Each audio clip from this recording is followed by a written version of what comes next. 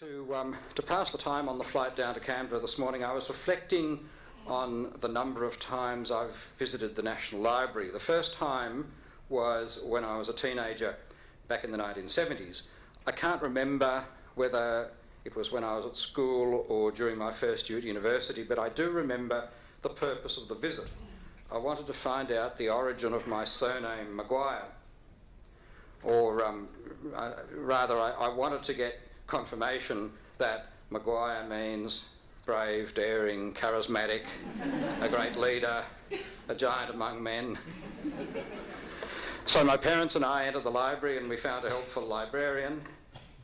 That's actually a tautology, really, because there's no such thing as an unhelpful librarian, is there? So I told the librarian what I wanted, and she went away and came back with a large print book about the history of surnames, and we took it over to a counter, and my father looked in the book for Maguire, and sure enough, there it was. I waited for my heroic vision of greatness and charisma to be confirmed, and my father read, Maguire, from the Scottish Magwither, son of the pale-faced man. It just goes to show you can never believe what you read in books. I can't remember the name of that book now, but I'm almost certain it has never been made available in an accessible format that I, as a blind person, can read. And the reason I can be so sure of that is that only about 5% of print books are ever produced in an accessible format. And by accessible format, I mean audio, braille, accessible e-text, and large print. And that's a global figure, and because of copyright barriers, it's often not possible to share accessible format materials produced in one country with users in another. So people with a print disability in Australia actually have less than 5% of material that's ever been produced in an accessible format. But many of those copy-wrong barriers are about to be overturned thanks to a 1,000-year-old city in Morocco. The Marrakesh Treaty heralds a new era for people with print disabilities because, among other things, it will allow international sharing of books in accessible formats for the first time, and that will make more books available to people with print disabilities, including people who are blind or have low vision, and in many countries around the world, including Australia. The Copyright Amendment Bill will give effect to Australia's ratification of the Marrakesh Treaty, and that's why the bill is so important and why Vision Australia is so strongly supportive of it.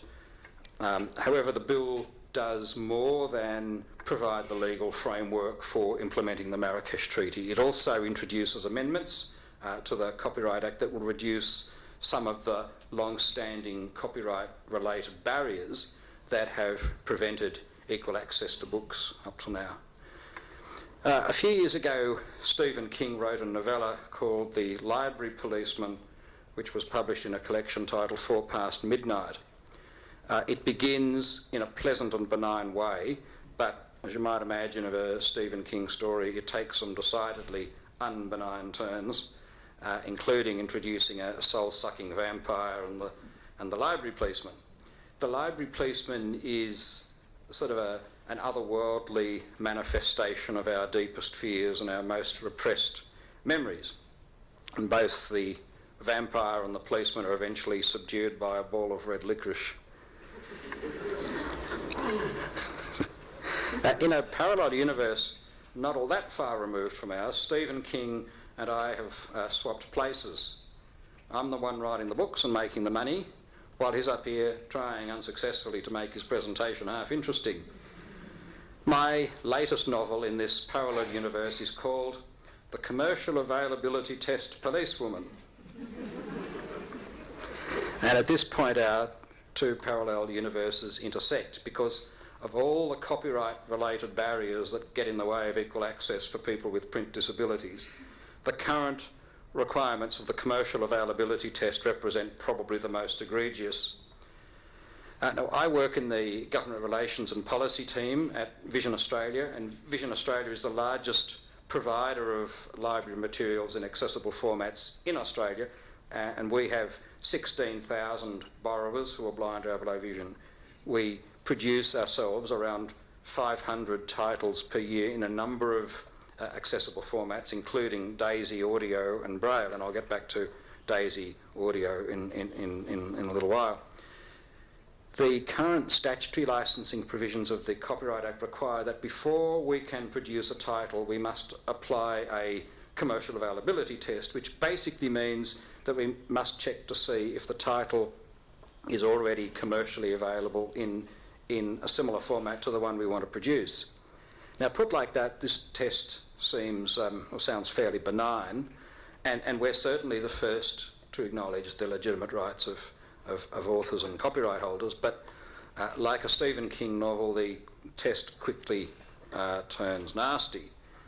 It's the similar format requirement that turns the test from a reasonable requirement into an unreasonable and exclusionary barrier, and it's especially a barrier in the context of audio production. If I, as a blind person, purchase an audio book that has been commercially published on CD, the first barrier for me is that there is no Braille label on the case, so I can't identify the book. When I put the CD into my CD player, it might, if I'm lucky, announce the CD number, but more often than not the audio just begins, and I often can't even tell which chapter or section or page I'm at, and I certainly can't locate particular chapters because the individual tracks on the CD almost never correspond to the chapters of the book, and nor can I skip through the book paragraph by paragraph or page by page. Now, in Stephen King's The Library Policeman, the character who turns out to be a vampire is named Delia Lortz.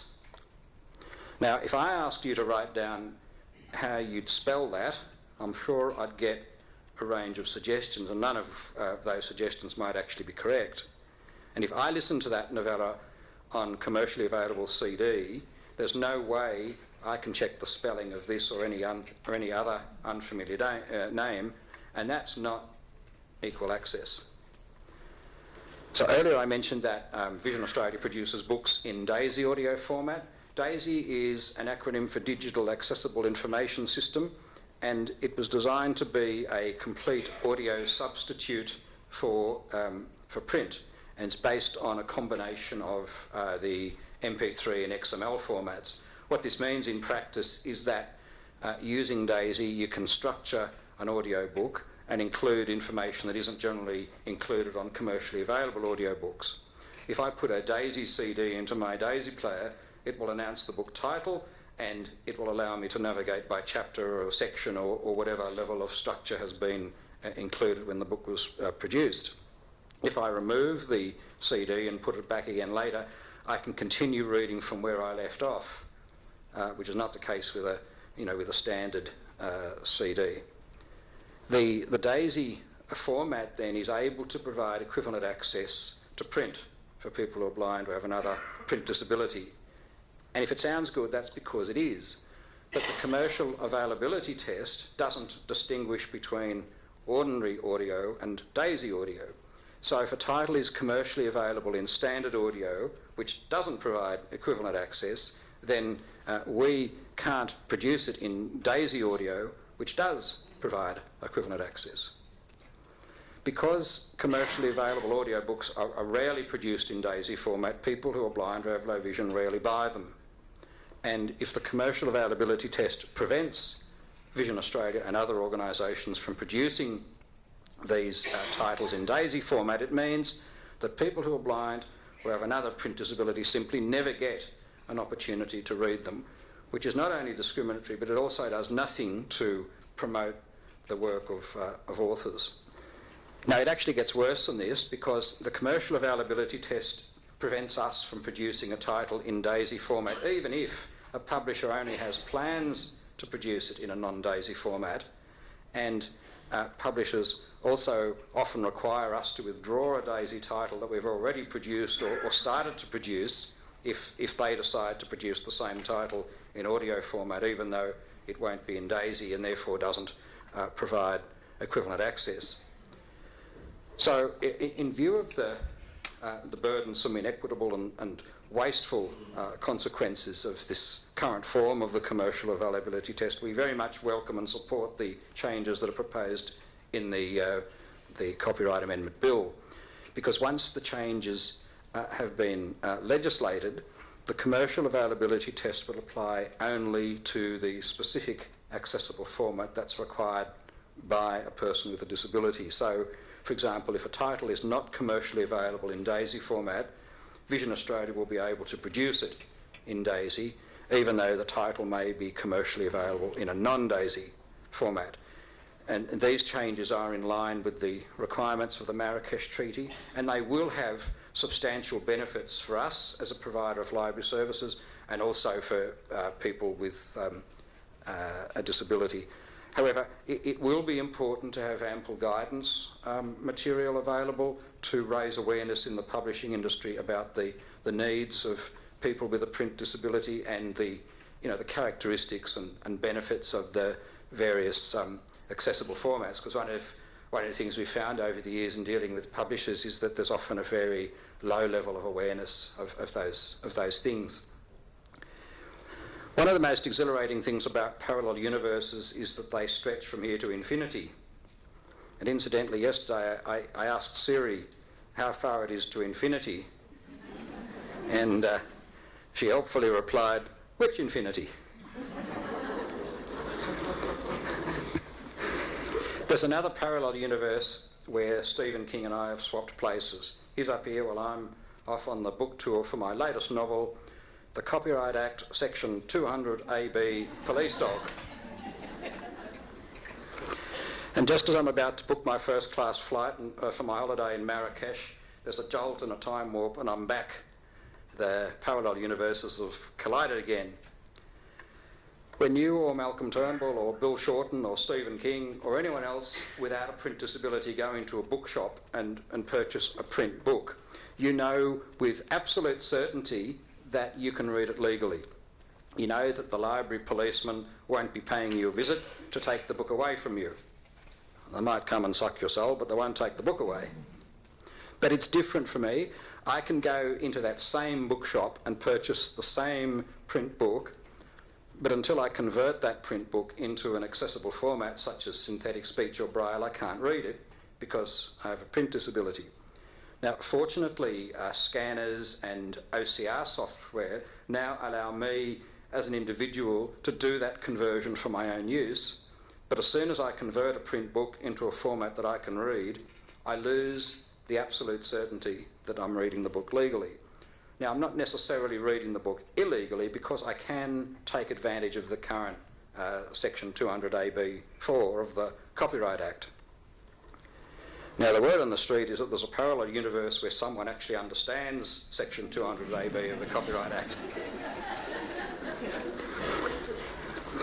But it's so far away from our universe that we can't even begin to imagine what it would be like. One thing is clear, though, and that is that Section 200AB(4) is ultimately open to interpretation. In practice, people like me who are blind or have another print disability worry about whether scanning and converting books so that we can read them is legal, and we just hope that we're never challenged by a recalcitrant or perverse copyright holder. Not that there are any of them, of course. So equivalent access is not just a matter of formats, it's also about the same degree of amenity and convenience that the rest of the community enjoy.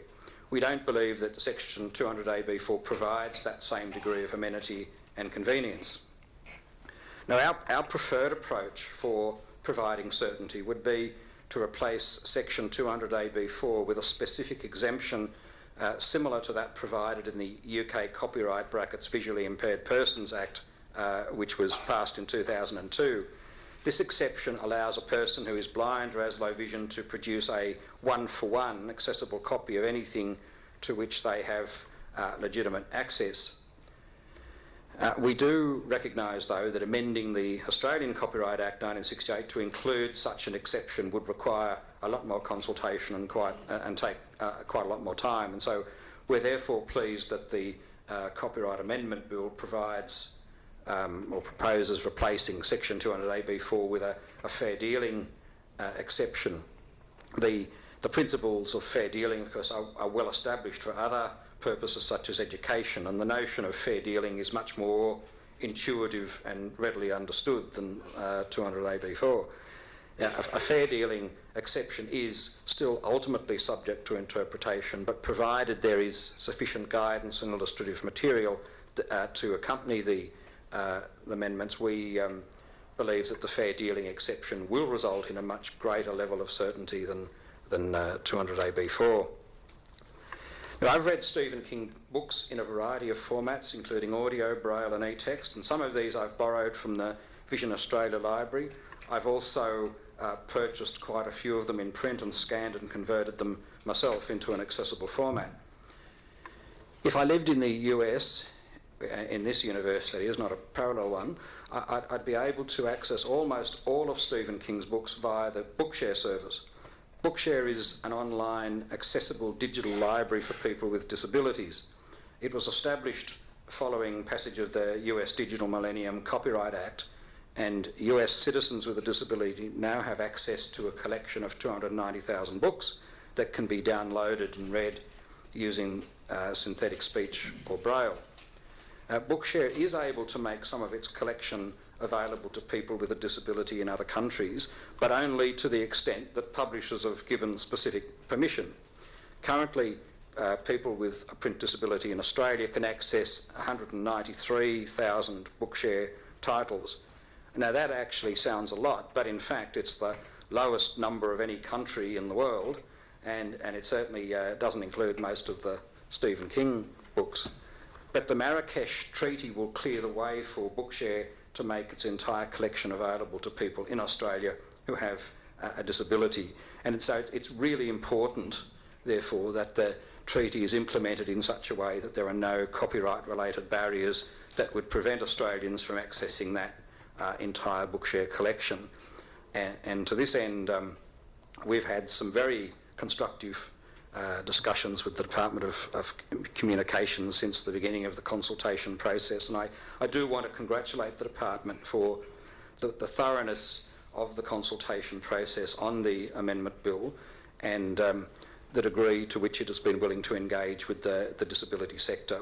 We do have confidence that the amendments to the Act proposed by the bill will reduce or remove the most significant copyright-related barriers that limit equal access to books and other materials by people with a disability, and we very much look forward to being part of the ongoing discussion.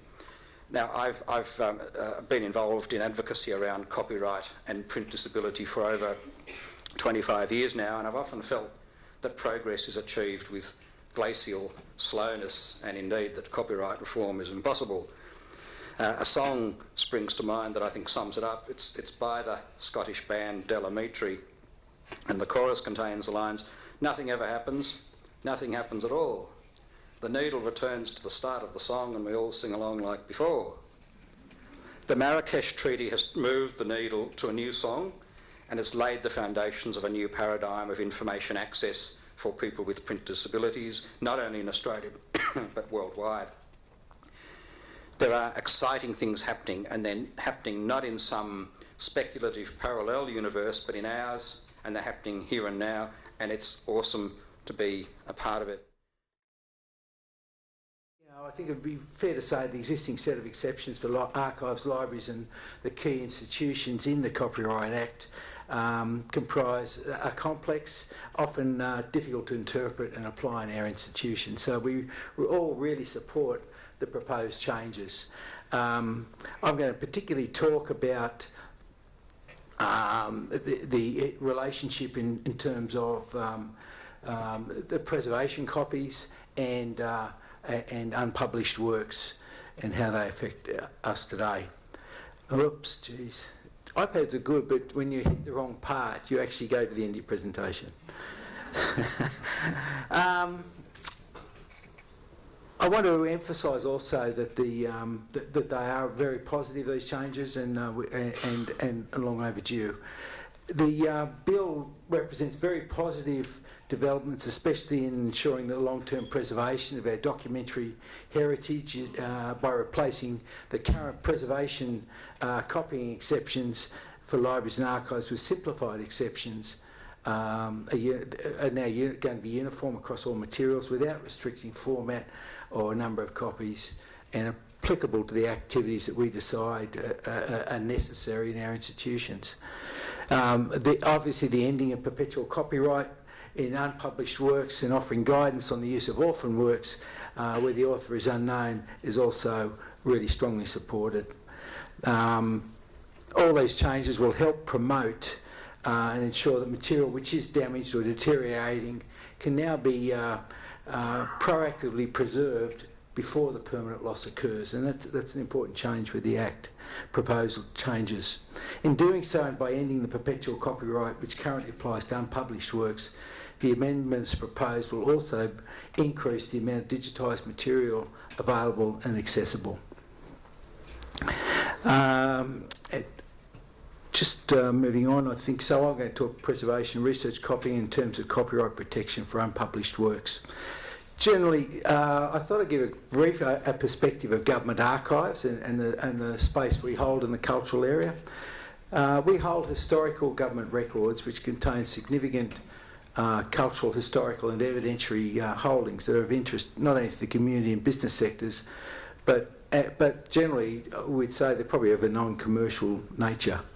They're valuable primary source materials and as such are quite complex. They're in great demand by historians, scholars, researchers and family historians, but also the public offices that create those records in each state.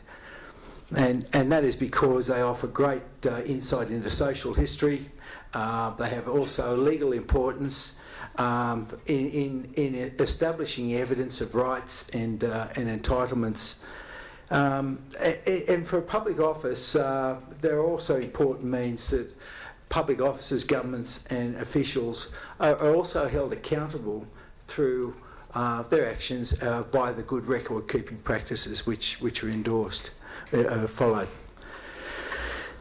So the information we hold in those government archives consists of a mixture of Crown and unpublished third-party copyright material, and a fairly substantial amount of that. And it could be letters, submissions and reports, or certainly in our collection of state records, which is 12.1 million items, dating back to the 19th century.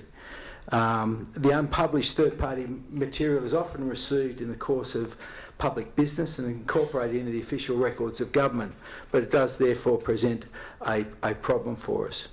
Significant records of government that have become significant or will become national or state archives are required to be kept in perpetuity, regardless of the form they're in. So it's not just paper we're talking about, it's all formats, predominantly paper.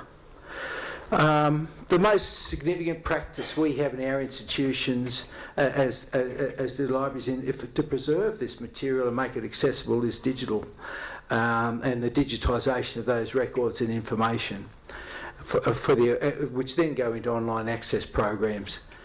And I suppose the rationale for digitising archives in the first place for historical records is two main considerations at the moment.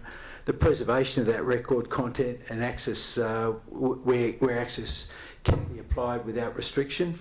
So in an archive it can be accessible to the public offices that has created that, or it can be on open access to general public. Current copyrighting law does not really facilitate or support online access to public sector information, which incorporates material in which the Crown does not own copyright. Copyright protection in the case of unpublished third-party material is currently indefinite, and the Amendment Bill seeks to change this, which is a good thing.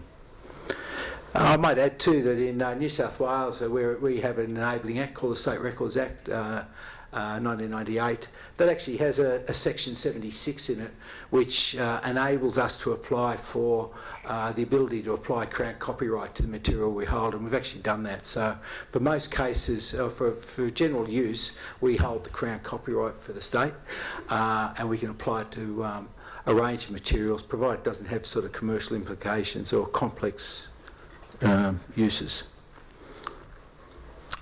There are some issues, though, that we think, if considered and adopted, will strengthen the Act. And this is the Amendment Bill, I should say. Firstly, preserving and research copies and the provision of access. The current amendment to that, and I'll just read this, requires institutions to restrict access to preservation and research copies to ensure a person cannot electronically copy the material or communicate it to the public. So while it's really great, there is a bit of an onerous restriction there, and both CARA and the GLAM peak bodies have requested the Amendment Bill is changed to place the responsibility with the user to not use the material in a manner that infringes copyright and not on the provider.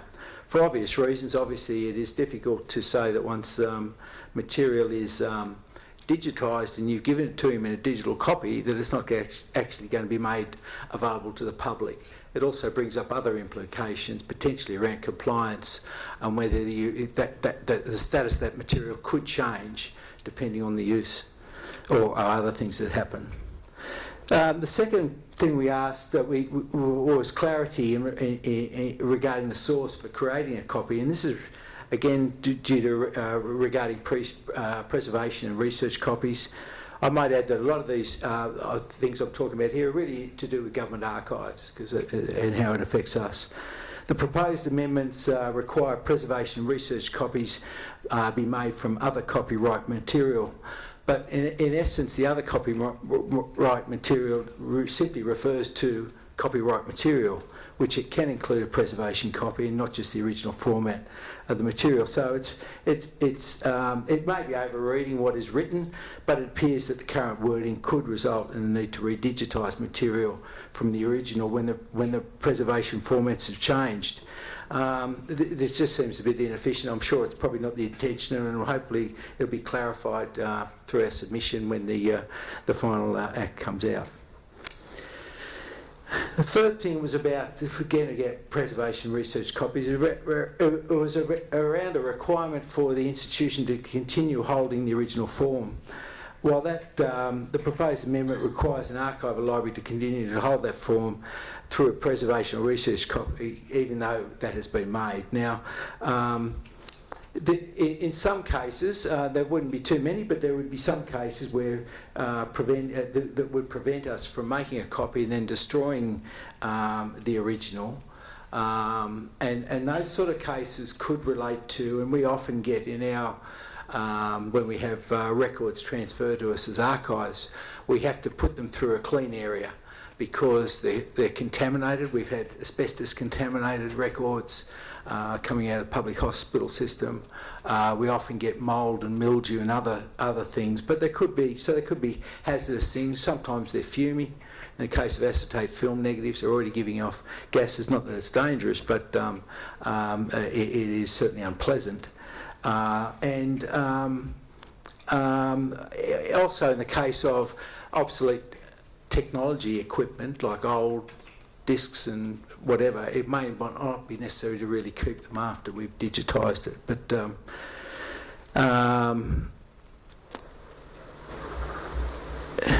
so I'm just thinking, where am I? How are we going for time? A little bit, okay. Look, I think I'll just move on. I think there's some other things there in our submission. I think it's on our website, but I'll make sure it is if it isn't, because it's if that went in February as well. But it's got a number of things in there. I might just quickly move on and just talk about the orphan works, because we've basically the new duration of copyright works not published. And the way this works is, if an author is known 70 years after the calendar year in which the author of the work died, if the author is not generally known 70 years after the work was made, and that all sounds pretty good. However, the amendments don't appear to cover situations where the author is known, i.e. the name is known, but the author and or current copyright owner cannot be traced because the name is not a sufficient identifier. Also, proposed amendments do not address works where the date of creation is unknown. So we actually feel that, and we've said in our submission, that maybe a preferred basis for terms of protection for unpublished works should be something that's easily identifiable, and maybe from the approximate date of creation rather than the date of death of the author, especially if we're not sure what that is. This would certainly allow older works within government archives to be digitised without copyright being infringed. The Act could therefore be further amended and enhanced to make it clear that it is intended to cover works where the author is not generally known and or cannot be identified from the name alone, and the scope widened to include works where the creation date is unknown, but it could be generalised. And probably the final thing I'll say, just before I move on to my slides, is we also felt as a collective group of galleries, libraries, archives and museums that the application of the preservation restrictions should be extended to include all collections and even those not available to the public. So regarding the question provided in there was a specific question in the consultation material that asked about preservation, focused on preservation, and we propose that the preservation provision should be extended to include all library and archive collections, whether public or private, and this will allow all library and archive institutions and holders to ensure the preservation in advance of irretrievable deterioration of important non-public collections are preserved, and support this. And it will also help support those important non-public collections, especially in the scientific and historical collections held in other bodies, business archives, and even non-government archives, and enable their archives to be preserved just as a known archive or library institution. So I might just, I thought if you're not really sure of the sort of the material I'm talking about, I've got a few photos here, I thought I might just whiz through. It'll only take a few minutes.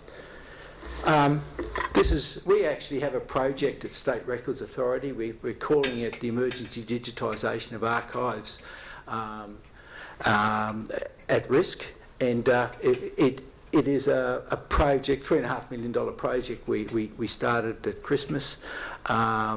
We have in our collection, which is $904 million in value, we have $62 million worth of archives under some sort of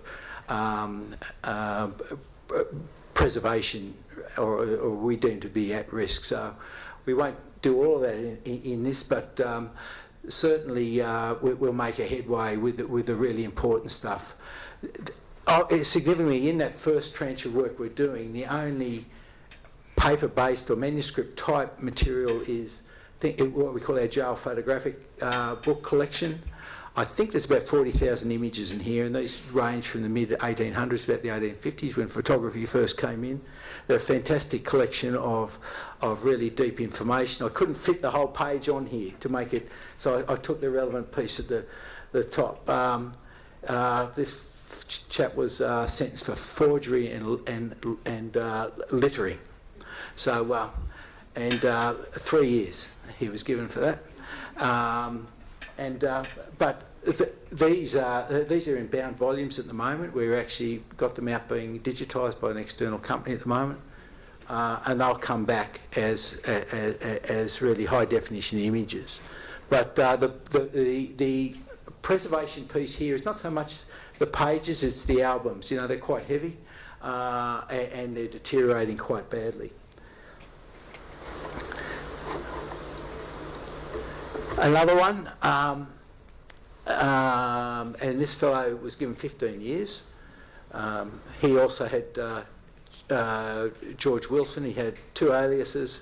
He was also known as White or Moffat.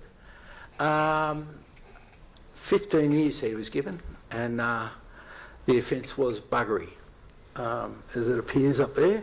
But obviously, and His Honour remarked at the time, "It was my intention of giving you 3 floggings of up to 50 lashes each, in addition to your sentence, but in consequence of Dr. O'Connor's report, I will not order you to be flogged."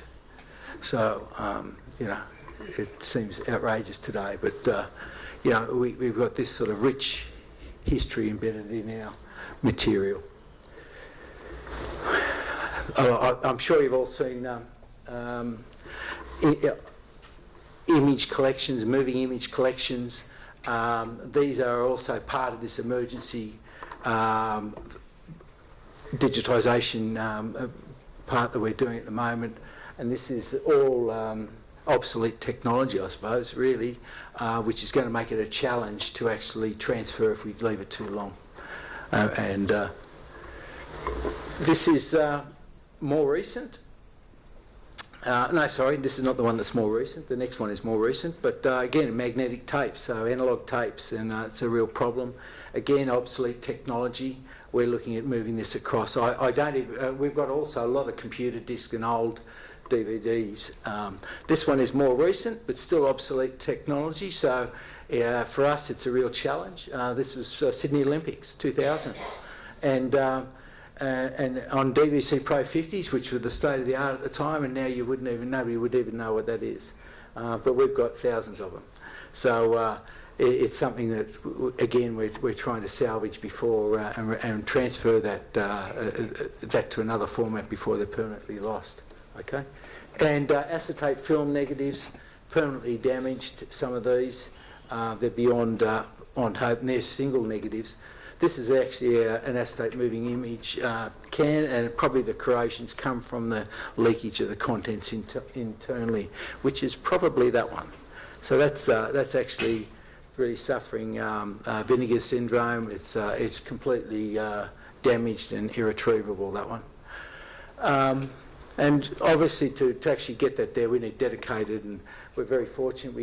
But we have a very highly skilled team, as do most libraries, but all archive institutions have that available as well, where we conserve the archives. We have to stabilise them before we even do that work. So it becomes expensive to digitise. The equipment's expensive. A lot of it is photographic sort of work. You can't just put them through a high-speed scan as often. And it's complex. That's actually the only AA map scanner in Australia. We purchased it 2 years ago. And I thought, look, just finishing, it's really relevant. I was going back through a history book we had written on our own authority, and I thought this is really relevant to why archival collections are so important to us. And it's not just our collection, but I said I'm here also representing galleries, libraries, archives and museums, and they all have archive collections, you know, paper-based to support their collections. This is a quote by, I don't know if you can read at the bottom, but St Ninian Stephen, who was Governor-General of Australia. A really interesting time. He was the only Governor-General to sit across and have to sign off on two double dissolutions of power, one under the Fraser government, one under the Hawke government.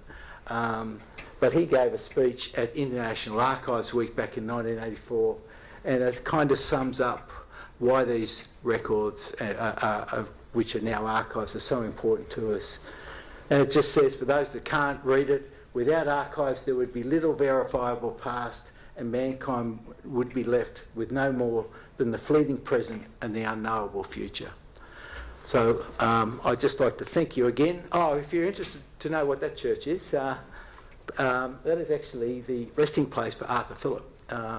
That's the St Nicholas Church in Bathampton, England. I was fortunate to be in England last year, and I just finished reading his book and found I was in about 10 kilometres, so I went and visited. And if you haven't been there, I would suggest you, if you're ever over near Bath, you go and have a look. It is fantastic. It's got a tremendous reference and sort of internal exhibition. You can just walk in. There was nobody else there the day we were there.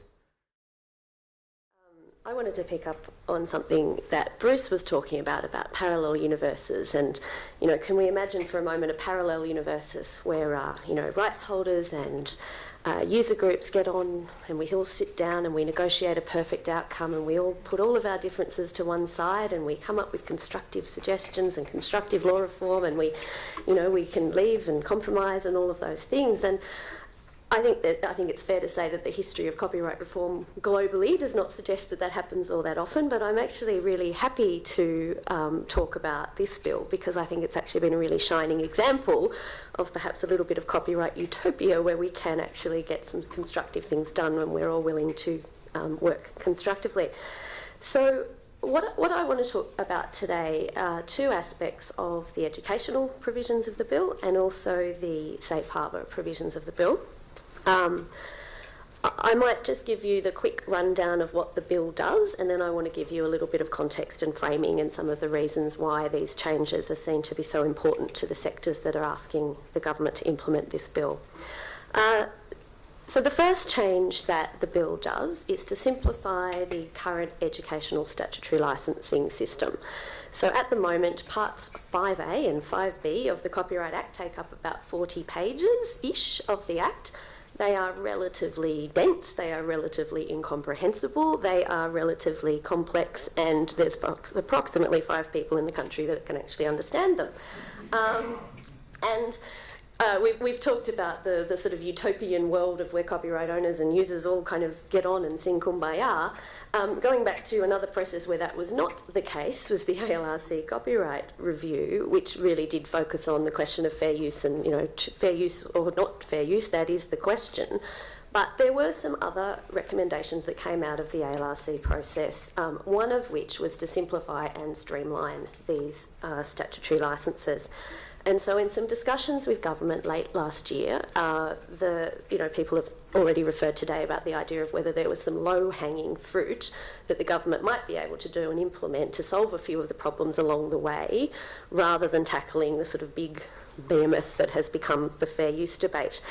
And so we collectively, and by we I mean the schools and TAFE sector, which Delia Brown looks after, the Council of Australian Government's Copyright Advisory Group, Universities Australia, the Copyright Agency and Screenwrites. And we all had been involved in the ALRC process, and there was a view that we could actually work collectively to come up with a better way of doing the streamlining and the simplification of the statutory licences as per the ALRC's recommendations. And so we're pleased to have worked together and to have worked with the government to come up with a solution. We've, gone from 30 or 40 pages of quite complex and outdated legislation down to approximately 4, which is not bad going. And importantly, it will really replace a whole heap of outdated and technology-specific provisions. There are different rules for different types of subject matter, all of which will be able to be put to one side. It will enable some very sensible commercial negotiations to occur. Copyright owners will continue to be paid, but burdensome survey obligations and outdated copying rules will no longer be mandatory. And we really, as part of that process, we sort of thought it was important to start with some objectives. The ALRC's report was obviously a guiding post for what the policy goals were supposed to be, but obviously to go from a big picture policy down to legislation can have some guiding principles along the way.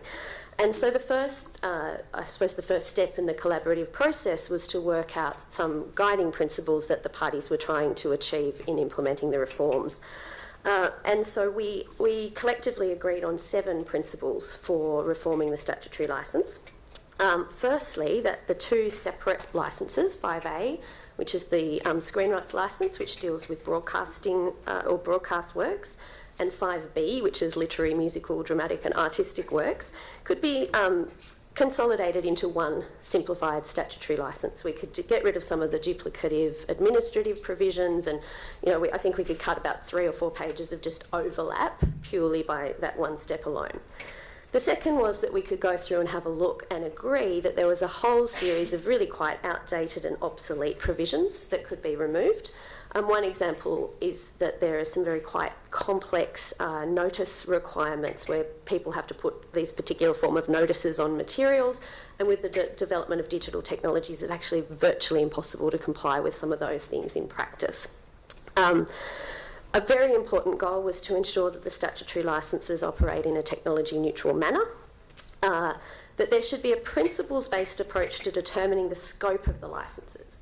So instead of having quite detailed and complex copying rules about, you can take 10% of this, but you can only take 10% of the words in this context or 10% of the pages in another, we've moved, and this is in relation to the part of the statutory licence that's looked after by the Copyright Agency, that we're able to move to a more principles-based approach to determining the scope of the licence, which will enable people to move with the times and digital technologies, while still being able to agree to appropriate protections for copyright owners. It was also important to ensure that the legislation still required licensees to provide reasonable assistance to copyright agencies in administering the licence, and that could include the provision of access to records, survey data, copying records, etc.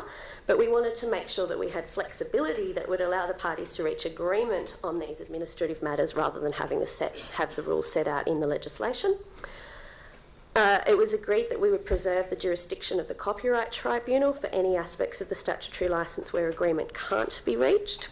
And then we've also set up a mechanism where there'll be transitional provisions that mean that existing licences stay on foot until their natural end point, and that will minimise market disruption during transition to this new flexible system.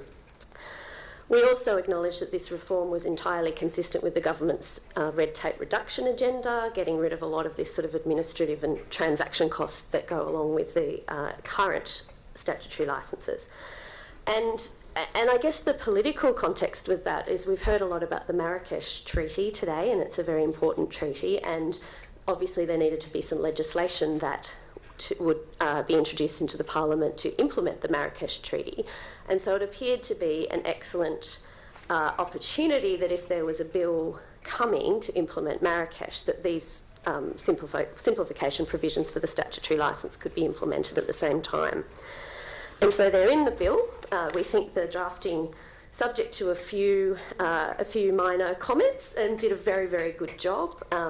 And again, it was very pleasing that the 4 organisations that had been involved in providing the sort of drafting model to the government were able to sit down and work out collaboratively a joint submission in response to the bill, where we were all able to agree that, I think there were 6 issues from memory, there may have been 8 very minor drafting issues with the bill, just to ensure that it, did what the parties intended that it should do. And we've had a very constructive experience working with the department in terms of bringing those comments back to the process. So, and on that note, to echo Bruce's comment, I just really want to commend Sam and Kirsty and Ruth and Kerry and the rest of the team, because I can't tell you how hard these guys have worked. We worked quite hard to get a proposal for them, but these guys have worked incredibly hard. And I'm sure that, that we've got a very good bill waiting for us at some point when we hopefully will see its introduction into Parliament. The second aspect of the educational provisions that I wanted to touch on is this is more of a sort of update for the times type provision. There is an exception in the Act at present that allows schools and universities, other educational institutions, to use copyright material in digital and online examinations, in examinations. But the way that the provision is drafted currently in the Act, it doesn't extend to the communication right, which means that we can't really use online examinations in a digital age. So again, there was a collaborative discussion between educational institutions and predominantly the Copyright Agency, but other stakeholders as well, that we could agree to update that provision. The proposed provision in the bill really just mirrors the exam copying provision that is in the Act today, which refers to literary, musical and dramatic works, but not other types of copyright materials. And so that sort of raises the question that if we're future-proofing the Copyright Act and making it work in a technology-neutral manner, whether that provision should be made to apply to all works or not. So there were submissions put by the education sector at least on that point, and we'll obviously have a look at, at some point when we see a bill, we'll see whether the government formed a view on that issue or not. And then the third aspect of the bill that I wanted to talk about, and this is really where Sharman was planning on presenting, was around the safe harbour provisions. So a quick recap. safe harbours are really a system that sets up a relationship where rights holders have a fairly streamlined mechanism to send copyright notices to service providers. So, for example, an ISP like Telstra could get a notice that one of Telstra's customers had been using its services to commit copyright infringement. There's then a very clear and established process with what the recipient of the notice does, and it generally is removal of the material or blocking access to that material. There's also a part of the system that protects consumers and the people that are putting content online. So if you put up some material on a website that is the subject of one of these notices, there's a mechanism built in for you to say, actually, hang on, it's not a copyright infringement, I believe I have a fair dealing right, or something along those lines. So our safe harbour system is as a result of Australia's free trade agreement with the United States, which required us to implement the safe harbour system. The language in the free trade agreement refers to service providers as the entities that are covered by the safe harbour scheme. Unfortunately, when Australia implemented the free trade agreement, we used the narrower term carriage service provider, which is basically a commercial ISP like Optus or Telstra. And so there's been this question about whether that was intentional, whether that was an error, whether there's a gap. But certainly there's a view among many stakeholders that Australia is not in compliance with its obligations under the Australia Free Trade Agreement as a result. And also the current TPP chapter that is being negotiated at the moment would require service provider to be a language. So schools, universities, libraries, startups, some groups, Google, eBay, Twitter, LinkedIn and others, but also local companies like Envato and Redbubble have called on the government to expand the definition of carriage service provider, i.e. commercial ISP, to a more technology-neutral definition, which is service provider, which would cover schools, universities, libraries, online platforms, search engines, etc. And so that provision that would extend that safe harbour to that broader group of organisations is included in the bill as well. And the language in the bill fairly closely mirrors, if not exactly mirrors, the language in the US-Australia Free Trade Agreement. And I know that Charman was going to share one example of why that's important from a practical basis to companies like Envato. I know that Redbubble shares a similar sort of experience. And so these are local providers. So Envato, and I'm sorry for just checking my phone so I get this correct. Envato is the leading marketplace for creative assets and creative people. Millions of people around the world choose the marketplace and their studios and courses to buy files, hire freelancers, or learn the skills needed to build websites, videos, apps, graphics, and more. So it's a global platform with a presence in Australia. Charman is their General Counsel, who's based in Melbourne. And as they operate on a global basis, they tend to use, as a matter of practice, the global, or what has sort of become the global standard, which is the US Safe Harbour system, which is the notice and takedown system that I described a moment ago. And one practical example of why that makes a difference to an Australian company is an example that, and I must apologise because I'm repeating this example that I've heard, and so if I get it wrong, it's entirely my fault, not Charman's. But so it's, as a company, they became aware that a user had uploaded approximately 16 songs that infringed copyright. They received a notice and takedown system under the US DMCA system and had removed that content from the web within approximately 24 to 48 hours. So that's exactly how safe harbours are supposed to work. They receive notice, they act, they take it down, the content is removed. So the content was removed from the site, but then they received a notice of claim from local rights holders and the lawyers from local rights holders about the copyright infringement that had may or may not have occurred from their Australian site. And this was content that had already been removed from the web. They'd already executed the DMCA takedown system. The content was no longer up, but they were still facing legal liability in their Australian operations for things that they would be completely covered for if the safe harbour had extended to service providers as opposed to carriage service providers. And I don't feel that I'm really in a position to comment any more than that, because I know that that's not at all my issue, but I know that that was one of the issues that was one of the examples that she was going to discuss today.